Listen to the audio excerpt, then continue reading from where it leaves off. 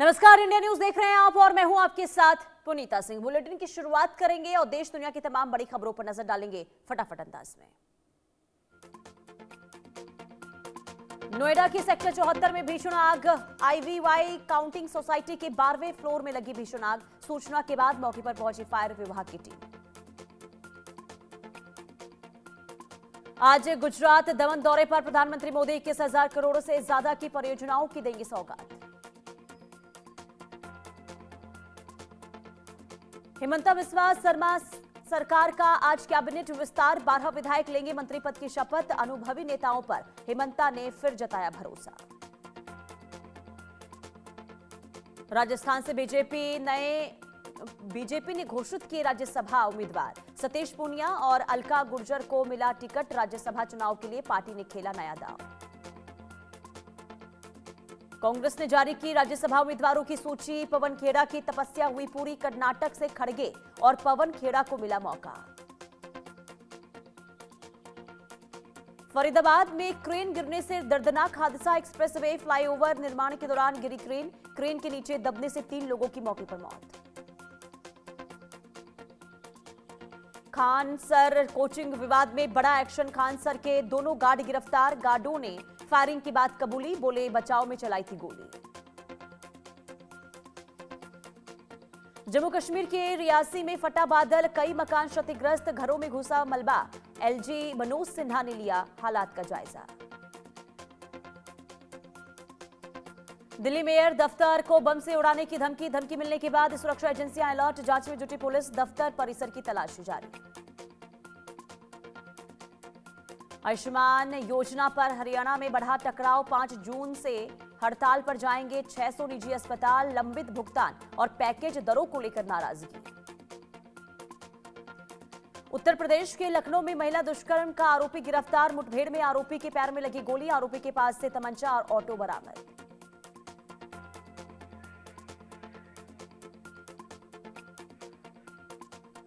तीन दिन की देरी से केरलम में पहुंचा मानसून। दक्षिण भारत में 7 दिन भारी बारिश का अलर्ट। मध्य प्रदेश, राजस्थान समेत 24 राज्यों में आंधी बारिश की चेतावनी। बिहार के छपरा में अमोनिया गैस रिसाव से हड़कंप। कोल्ड स्टोरेज में आधी रात फटा सिलेंडर।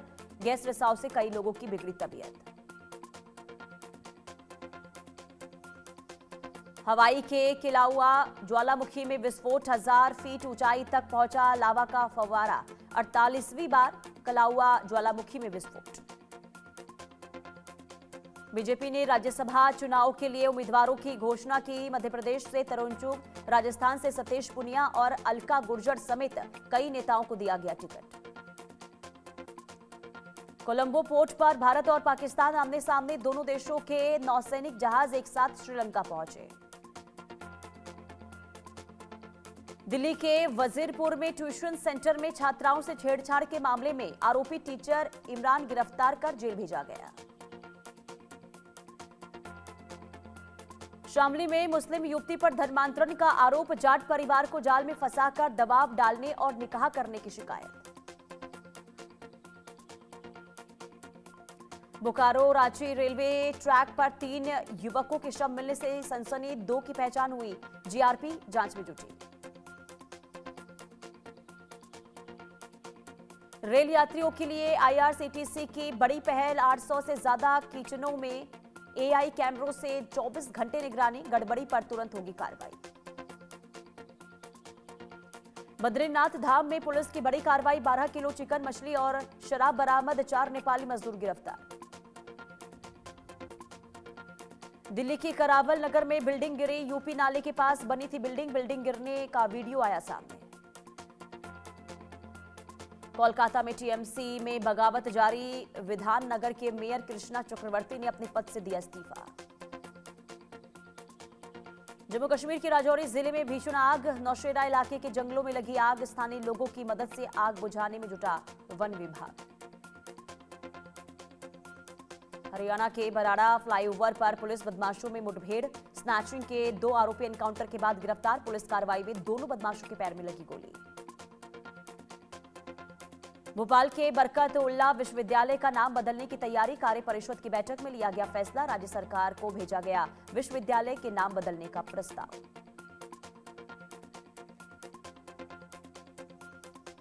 राजस्थान में तेज रफ्तार कार का कहर, बोलेरो की टक्कर से 14 साल की मासूम की मौत। पंचकुला में 8 राउंड फायरिंग से सनसनी, सेक्टर 5 क्लब के बाहर ताबड़तोड़ फायरिंग में 2 घायल, पुलिस मुठभेड़ में 2 शूटर हुए गिरफ्तार। देहरादून में पुलिस और बदमाश में मुठभेड़ हुई, फायरिंग के बाद जवाबी कार्रवाई में बदमाश घायल, राजस्थान के 2 शातिर बदमाश गिरफ्तार। भोपाल में छात्रा की संदिग्ध मौत का मामला, प्रतियोगी परीक्षाओं की तैयारी कर रही थी छात्रा, 24 दिन बाद भी पुलिस नहीं कर पाई एफआईआर दर्ज। टैरिफ को लेकर ट्रंप का बड़ा बयान, बोले सालों तक भारत ने अमेरिका का फायदा उठाया, भारत ने अमेरिका पर भारी टैरिफ लगाए। ट्रंप ने पीएम मोदी की जमकर तारीफ की, पीएम मोदी को बताया अपना दोस्त, बोले दोनों देशों में जल्द होगा समझौता। मैक्सिको के प्यूबला में बड़ा गैस विस्फोट, टेपेका इलाके में जोरदार धमाका, धमाके के बाद इलाके में अफरा तफरी। पहली बार यूएनएससी पहुंचा किर्गिस्तान पहली बार गैर स्थायी सदस्य चुना गया, यूएन महासभा चुनाव में फिलीपींस को हराकर जीती सीट।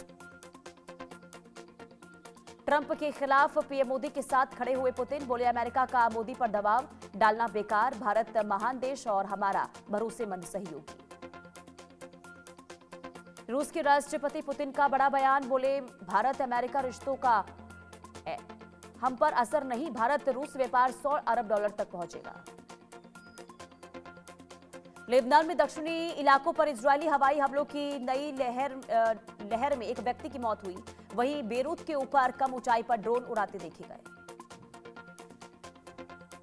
अमेरिकी संसद में ईरान युद्ध रोकने का प्रस्ताव पास, ईरान के खिलाफ युद्ध पर संसद ने लगाई रोक, अमेरिकी संसद का बड़ा फैसला, युद्ध पर ब्रेक। ट्रंप का दावा, ईरान अमेरिका शांति वार्ता वीकेंड पर संभव, बोले जल्द हो सकती है बड़ी बातचीत, ईरान अमेरिका तनाव के बीच वार्ता के संकेत। क्रीमिया में यूक्रेन का बड़ा हमला, सिफेरोपोल में 3 की मौत, हमले में अब तक 7 घायल।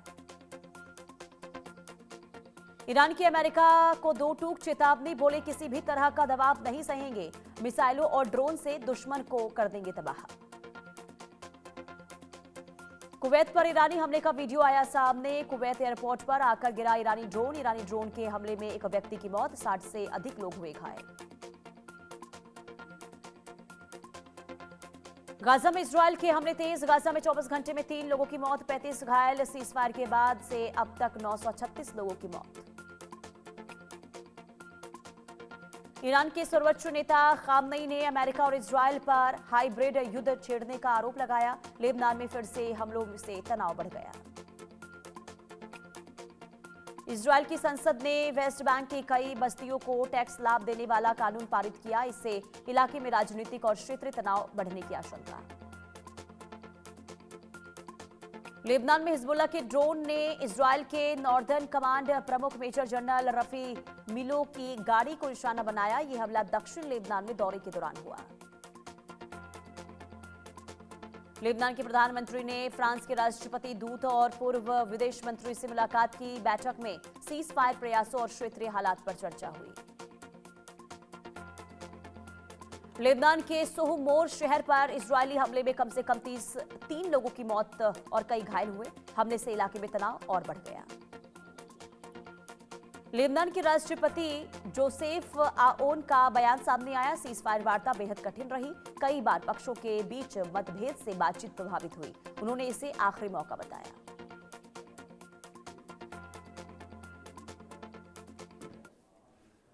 और चलिए आगे बढ़ते हैं, बड़ी खबर नोएडा से सामने आ रही है, जहां एक सोसाइटी